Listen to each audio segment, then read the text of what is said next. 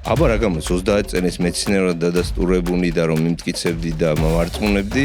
ასე ცოტა ცილას გვთავაზობდნენ 30 წლის წინ. ეხანდელი მინიმუმით ფაქტობრივად გააორმაგეს 1.2-1.6. ცინის რაოდენობა ზევითავი და ძალიან იქთან ვარჯიშობს არ ვარჯიშობს არაჩვენებულა.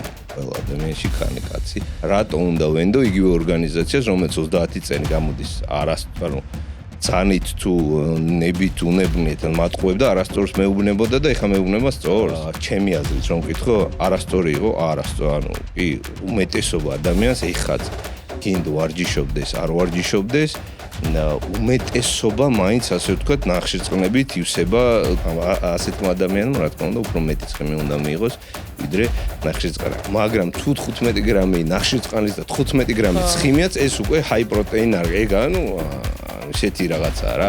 არასდროს არ უნდა ეცადა რომ დააძალო ჯანსაღი, დაძანებული ჯანსაღიც ისეთია.